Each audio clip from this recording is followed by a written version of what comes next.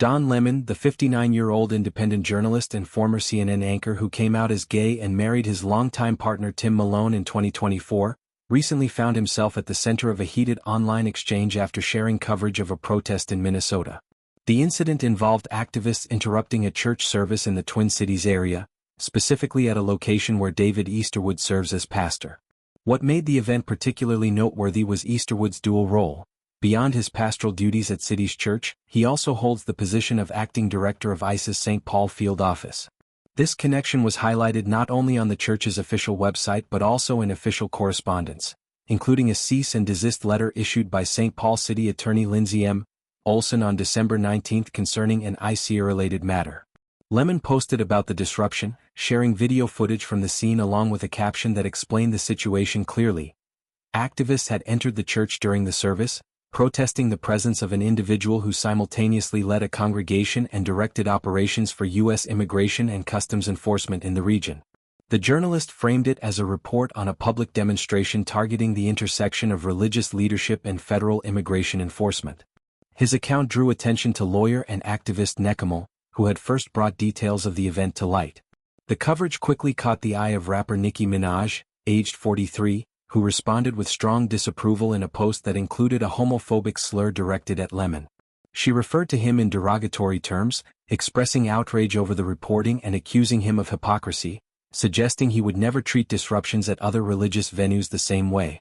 Her message called for the activists, or perhaps Lemon himself, to face jail time, labeling the situation as unacceptable and emphasizing a perceived bias against Christianity. To accompany her words, she included an image of a Chucky doll, seemingly to underscore her point dramatically.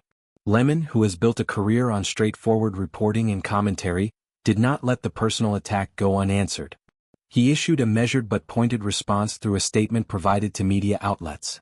In it, he expressed that he was not surprised by Minaj's reaction, noting that she appeared to lack a solid grasp of journalistic principles and was opining on topics that fell outside her area of expertise. Rather than escalating the hostility directly, he cleverly redirected attention to the imagery she had chosen, suggesting that a pick-me doll would have been a more fitting illustration for her post. The term pick-me is often used online to describe someone who seeks approval or validation in a performative way, particularly in debates involving social issues, adding a layer of sharp social commentary to his rebuttal. This exchange did not occur in a vacuum. Minnesota has been experiencing rising tensions between local communities and immigration and customs enforcement in recent times. Several high-profile incidents have fueled public anger, including violent confrontations during ICE operations. One case involved the shooting death of Renee Good at the hands of ICE agent Jonathan Ross in Minneapolis. Another separate shooting occurred in North Minneapolis, where an ICE agent fired on a man, resulting in tragedy. These events have contributed to a broader sense of conflict between residents and federal authorities tasked with immigration enforcement. In response to the ongoing issues, Minneapolis Mayor Jacob Frey has taken a firm stance. He has publicly stated that the city is pursuing legal action to halt ICE's activities within its jurisdiction. Frey emphasized the unusual and troubling nature of the situation, pointing out that it had reached a point where two branches of government appeared to be in direct opposition to one another. He described it as an unacceptable scenario for the country, highlighting the need for resolution amid the growing divide. Adding further context to Minaj's involvement, the rapper has become more vocal on political and social matters in recent months. In November, she addressed the United Nations in a speech focused on religious violence in Nigeria. During that appearance, she expressed gratitude toward President Donald Trump and spoke passionately about the perceived attacks on faith, particularly noting that Christians were facing targeted persecution in various places around the world. Her comments reflected a growing emphasis on religious freedom as a key concern in her public statements. Just 1 month before the current controversy, Minaj made headlines again when she appeared on stage at Turning Point USA's AmericaFest event alongside Erica Kirk. There, she delivered remarks that drew significant criticism for being interpreted as anti-transgender.